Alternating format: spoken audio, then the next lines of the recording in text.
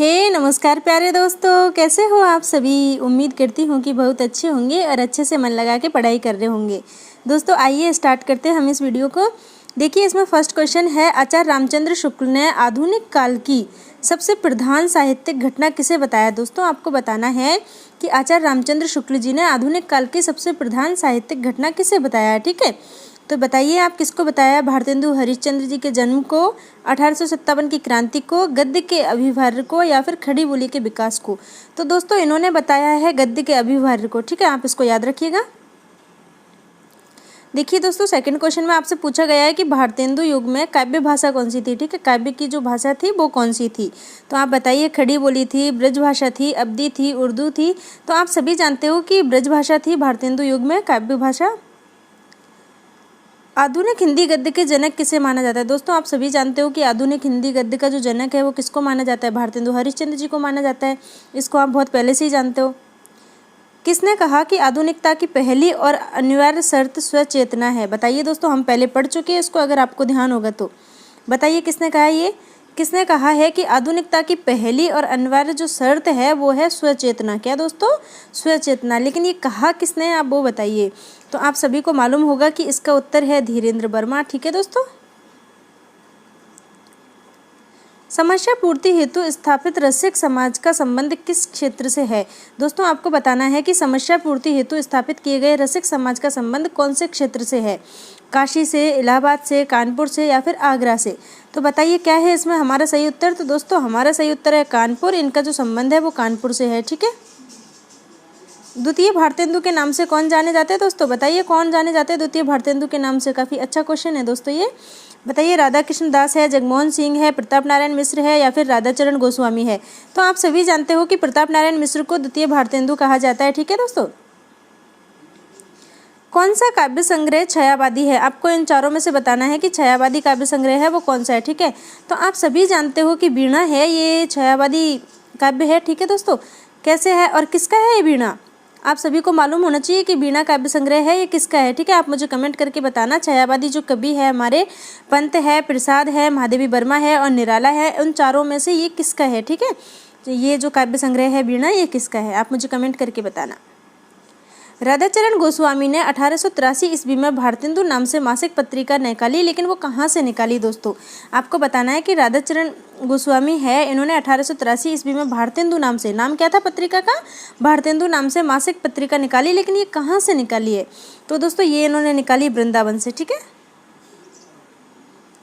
भारतेंदु हरिश्चंद्र को नर प्रकृति का कवि किसने कहा है। दोस्तों आपको बताना है कि भारतेंदु हरिश्चंद्र जी को नर प्रकृति का कवि किसने कहा है। ठीक है, तो बताइए दोस्तों किसने कहा है। आचार्य रामचंद्र शुक्ल ने, नगेंद्र ने, धीरेन्द्र वर्मा ने, या फिर किसी ने भी नहीं।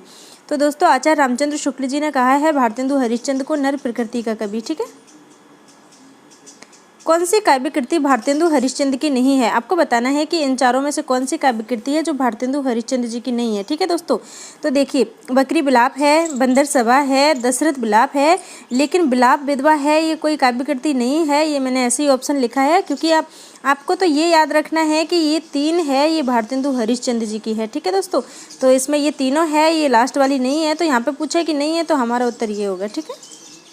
प्रेमघन द्वारा संपादित नागरी नीरद के संबंध में कौन सा असंगत है। हमें यहाँ पे ये देखना है कि यहाँ पे असंगत कौन सा है। ठीक है, तो देखिए दोस्तों फर्स्ट ऑप्शन है इसमें 1893 ईस्वी में प्रकाशित हुई, सेकंड है मासिक पत्रिका थी, थर्ड है मिर्जापुर से प्रकाशित हुई, और फोर्थ है कि साहित्यिक पत्रिका थी। ठीक है, तो देखिए दोस्तों ये यहाँ पे जो गलत ऑप्शन है वो है बी, मासिक पत्रिका थी। ये गलत है इसके संबंध में, बाकी जो तीन ऑप्शन है वो बिल्कुल सही है। ठीक है। नेक्स्ट क्वेश्चन में है कि प्रताप नारायण मिश्र द्वारा संपादित ब्राह्मण पत्रिका कहाँ से निकलती थी।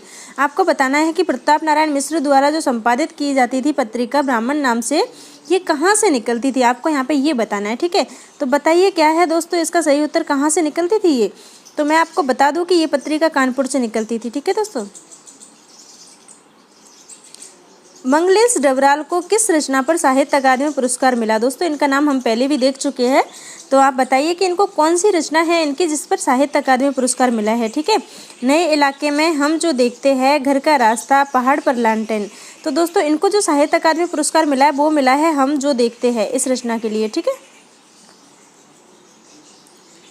कविता वर्धनी सभा ने किस कवि को समस्या पूर्ति का सुकवि की उपाधि दी है। दोस्तों आपको बताना है कि कविता वर्धिनी सभा है उसने कौन से कवि को समस्या पूर्ति पर सुकवि की उपाधि दी है, ठीक है। तो बताइए कौन से कवि को दी है दोस्तों, नाथूराम शर्मा शंकर को, अंबिका दत्त व्यास को, श्रीधर पाठक को या फिर राम नरेश त्रिपाठी को। तो इसमें जो सही उत्तर है वो है अंबिका दत्त व्यास, ठीक है दोस्तों। भारतेंदु युगीन किस कवि में प्रकृति सौंदर्य की प्रचुरता देखी जाती है।